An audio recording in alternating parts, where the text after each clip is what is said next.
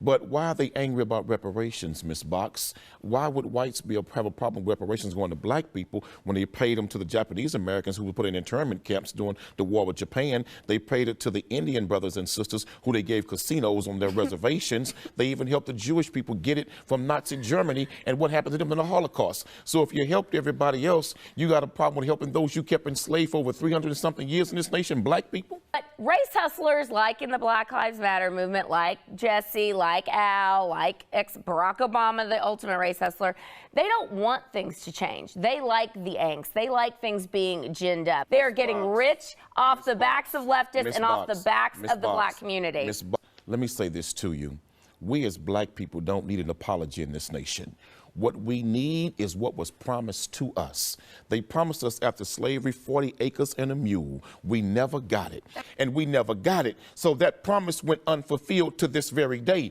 You cannot do that for others in the form of reparations and ignore the sacrifice and the suffering that black people made in this nation to make America what it is and say that we don't deserve it. That is racism. Physical bondage ended, but political slavery, financial slavery, educational slavery, healthcare slavery, all of that never ended to this day in America for black people. When are race hustlers going to stop and say, okay, we're not in chains anymore. America welcomes us. This is a land of opportunity. Excuse me. We will say that with the same day you all write that check to black people called reparations for what we deserve. You mean you wrote it to others. You sure as hell should write it to us. You know what? I want you to talk to black people who have successfully gotten out of the bondage, as you call it, and you call them slaves, Cornell. A few select Negroes does not represent the suffering masses who are still there. They're all Uncle Toms. No, The topic of reparations for African Americans has been on the forefront of discussions on race for decades now. These reparations would go to the descendants of those who were in bondage and faced decades of segregation in housing, education, and policing. These could be in the form of monetary or non-monetary benefits. For the sake of this video, we're going to assume that most reparations will be monetary. The grand questions: do we need them? Do we even want them? What would reparations look like? What form would they take? How much would they cost? Who would be eligible? America paid reparations to other people. Why not to African Americans? I aim to answer these questions in this video. These are questions that require critical thinking and mature and thoughtful discussion. And there's no possible way that I'd be able to flesh out all of these things without making a 3-hour video. So I'm going to do my best to hit the highlights and condense things. And the idea of reparations sounds very nice to some. I can't speak for everyone. I can only speak for me. Some people today genuinely, truly believe that they deserve reparations, and I can't fault them for that. Because there are literally millions of people and we all have different lived experiences and perspectives. Our experiences are what frame us. They shape our opinions and conclusions and our thought processes of how we arrive at those conclusions. Simply put, they provide a frame through which we look at the world. We are all nothing more than the sum total of our experiences and the results that manifest themselves in our everyday lives. Economics can be broken down into 2 categories: positive economics and normative economics. Positive economics focuses on facts and cause and effect relationships. It describes what happens and why it happens. It can be tested scientifically and proven. Normative economics focuses on value judgments and opinions. And no one is either right or wrong because these judgments are subjective. Reparations have aspects of both positive economics and normative economics. And keep this in mind throughout the video.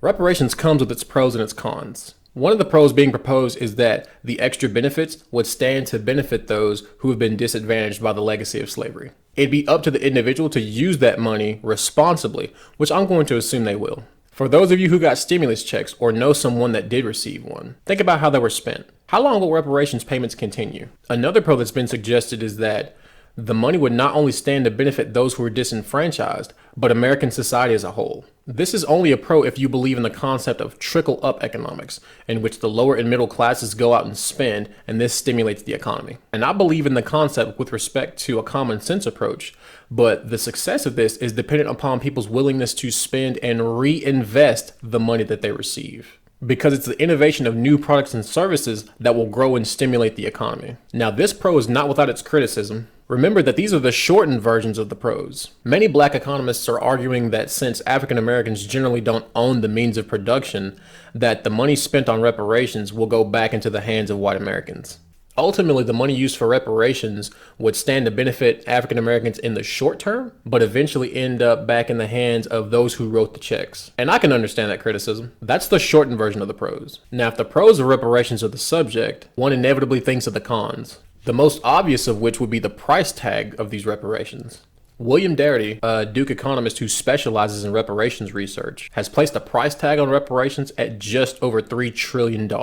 That number comes from what 40 acres and a mule would have costed in 1865 with the passage of the 13th Amendment, and then compounded at 6% interest annually per year since. And that's the most generous price tag I've heard. He's also factored in the cost for programs that would attempt to eradicate the black and white wealth gap, adding another $10 to $12 trillion to the price tag. So 40 acres and a mule, programs for closing the wealth gap with respect to race, and include the wages for slaves as unpaid labor from 1619 to 1865, and we've derived at $14 trillion. BET's co-founder Bob Johnson has called for an identical amount, which represents about 70% of yearly US GDP. As at the time of making this video, the current administration has spent more than $6 trillion on combating and relieving the economic impact caused by COVID-19 on US citizens. So pro-reparations advocates want to add another $14 trillion to the bill, while we're currently $26 trillion in debt. I don't think reparations is on the agenda anywhere time soon. Even the Senate Majority Leader Mitch McConnell has come out and said that he doesn't think that reparations are a good idea. Most white Americans argue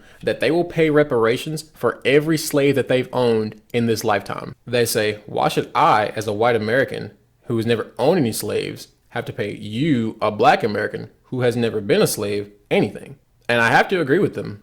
I don't doubt that I'm a direct descendant of a slave, because I very well could be. What I am saying, though, is that I don't want or need reparations. Slavery doesn't affect me. It has never stopped me from being successful here in America. Now, that's just one of the cons. The next con is that it would lead to extensive costs for testing and determining eligibility for reparations. Would a DNA test be required? How do you prevent exploitation and abuse of this system? How can you prove that someone is a direct descendant of a slave? Paying reparations to the Japanese Americans who were put in internment camps during World War II was easy. There were roughly 120,000 Japanese-born Americans who were put in internment camps from February of 1942 to May of 1946. $1.6 billion was paid to 82,219 initially, and then in the subsequent decades all the way up to the passage of the Civil Liberties Act in 1988. A massive difference between Japanese reparations and African American reparations, and in my opinion is probably the largest barrier, was that the recipients were still living. And this made things exponentially easier for the US government with respect to the allocation of resources. To put things into perspective,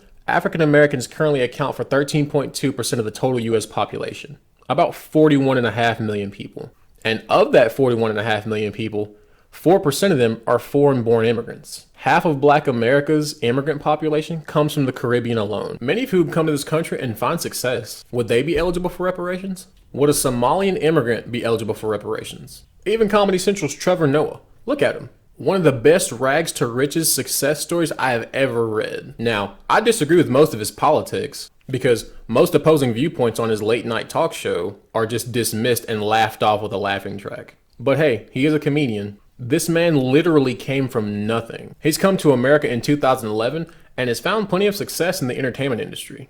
He's an author, an actor, and an award-winning TV show host worth over $40 million as of 2020. He was born in 1984 in Johannesburg, South Africa. Apartheid in South Africa was on its way out at this time. He's the product of what was then an illegal relationship, a relationship between a Swiss businessman and an African native. Yet he found success. He cut out the excuses, and I don't doubt that he's had his potholes in the road. Yet he's going to lecture us on how slavery, a practice abolished over 150 years ago, still affects us today. The idea of reparations sounds great, but the implementation is highly infeasible, to say the very least. Hey, and I've just scratched the surface of the cons. Remember, I only hit the highlights of each. This topic could go on and on. Let me know what you guys think in the comments section. I look forward to hearing you guys' comments and feedback and engaging with you. I don't mind engaging at all, but I do ask everyone to keep the dialogue respectful, even if you disagree. I feel like some of us forget that on the other side of this smartphone or this computer is just another person. I'm still a small content creator and the channel is growing, but my last video was well received by you guys. I can't thank you all enough for the shares, likes, and feedback. Please keep it going because every little bit helps. I enjoy this. I truly enjoy this. In the grand scheme of things, my opinion's not worth that much, but I've gotten so much positive feedback and people are constantly telling me that my perspective on things is such a fresh breath of air compared to the mainstream media's coverage that it gives me the motivation to keep going. Guys, please let me know your thoughts and your comments, and I look forward to hearing from you guys.